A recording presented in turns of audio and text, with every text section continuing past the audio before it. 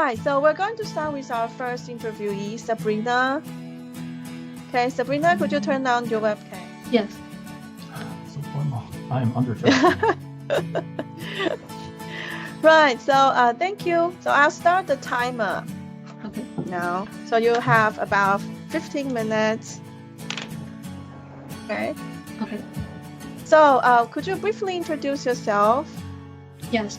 Good afternoon. I'm Sabrina. I graduated from Department of English Language and Literature. I also minored in Department of Finance and International Business.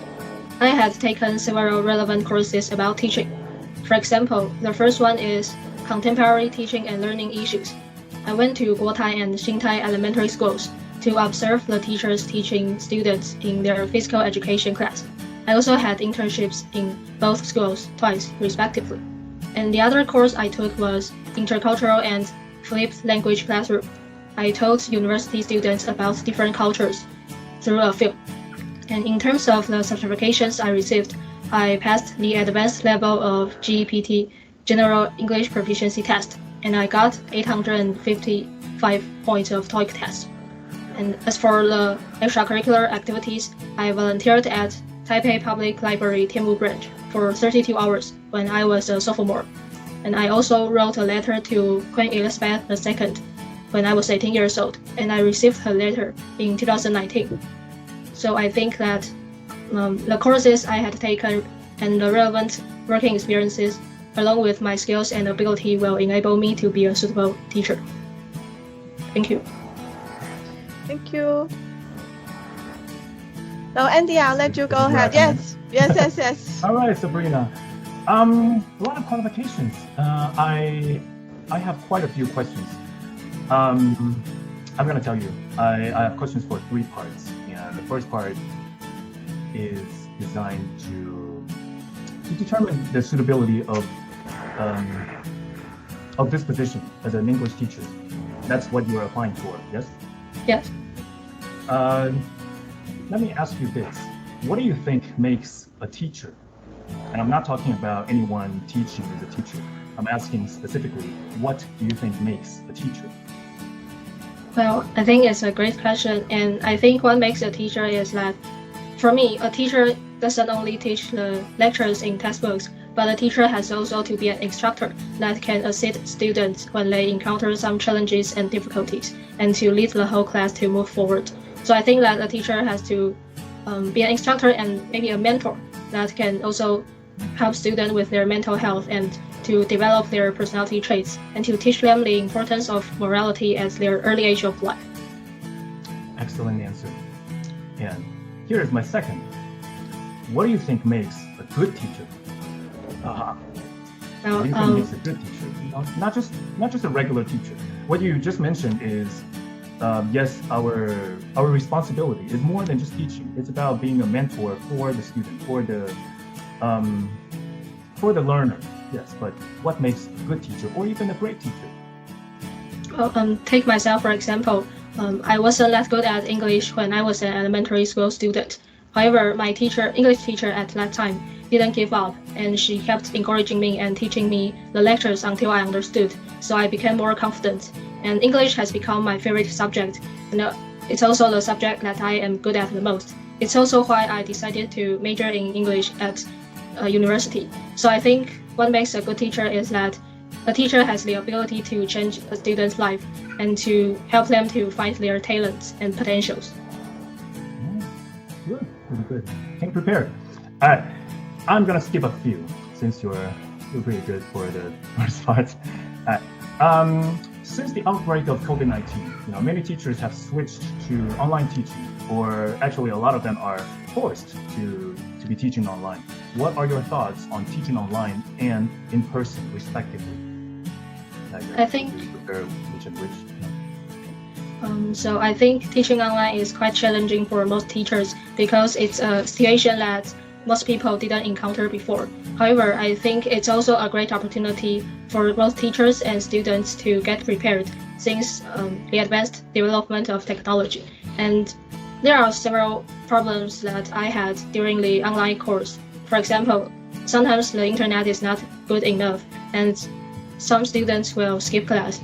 However, there are also lots of interactive activities that teachers can design for students to learn better with the equipment of technology. So I think that online courses can bring some benefits, although there are still lots of challenges. And I think teachers and students can cooperate together to figure out a solution to that. What do you think would be the best part of teaching online? I've heard some disadvantages, skipping class, internet. What do you think are the best quality of teaching online or learning online? I think the best part to learn online is that students and teachers, they won't be restricted to the classroom, and they can learn whatever and whenever they want. Teachers can also share the relevant sources online whenever they want. For example, if a student has any problems to ask, they can just send a message to teachers, and teachers can also set a course instantly. So a student and teacher can just communicate together instantly instead of waiting until they go back to school. All right, pretty good. All right, I'm gonna give you a scenario question. Let me ask you first. You're applying for a teaching position. Who are your main students and age groups? Do you mean the job I am applying for? Yes. I'm applying for an elementary school teacher, English teacher. Let me find the scenario in the elementary school. All right, you're halfway in a game with students in class, and one student called out to you, saying that the game isn't fair. How would you respond? Because trust me, it will happen. Elementary school. At first, I will ask the student the reason why he or she thinks that it's not fair. And then after I understand it, I will ask them to have discussions with me or with the whole class that what we can do to improve it and to make he or her to feel that it's a fair game. And maybe I can ask him to design an activity or a game personally, so that everyone will play the game happiness. Yes. Elementary school students, you said? Yes. All right. Just in case I don't get to tell you the reality behind this, it's never a fair game. The losers, they never think it's fair. And so a very good tip is, number one, you have to set the rules very, very clearly and very simple. They have to be, like anybody could understand that, and it should be written. Maybe just 3 points on the whiteboard, because there will be sore losers always. And that was just one student calling you out. Imagine 2 students, and imagine them in a pack. They will ruin your class. They will break the game unless they win. And when they win, the fair players, they will think it's not fair. So it's gonna be a disaster. All right, good. I still have time, right? Yes. Let me think.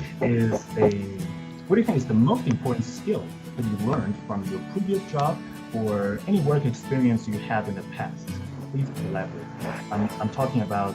I'm not talking about I've learned how to care for students. I mean, like, examples. I think the most important ability I have learned is leadership, because I was the director and writer of the mini play contest when I was a freshman. At first, I think it was quite challenging, but I decided to try my best and challenge myself. And during the process, there were some agreements between the teammates, but I learned to cooperate with them, and in the end, we won the best adaptation awards. So I think that leadership is the most crucial skill that I learned, and I think it also shows that I have this ability. It's also important for a teacher to be a good leader that can lead the whole class to move forward and to guide them. So I think leadership is the most important skill I have learned. Good. Because you do have to be a leader in the classroom, because they all want to lead. All those little children, they think of themselves as leaders, or they're just very quiet. The ones that speak, the ones that speak will try to lead, and you do have to put your foot down. I mean, not like be harsh or anything, but you do have to stand very firm to address, the whole class and take control. But not so much control that they cannot have any creativity. I think classroom control is not something that you can just say that I will do it like this, and it applies to all classes. Leadership is the same. You do have to change and adapt along the way. Every class with every student inside, you can say that they're all the same, but they are all, just quite different. All right. 3 minutes left. Right. I'm also keeping time. 3 minutes. The last 3 minutes, I will give you an open question, I guess. Why do you think? Sorry, let me do it again. I was gonna say. Sorry, I'm talking to myself. What makes you? Okay, what that's makes okay. you different from other teachers that are applying for the same position? I'm sorry, can you repeat the question again? Oh, yes, of course. What do you think that? I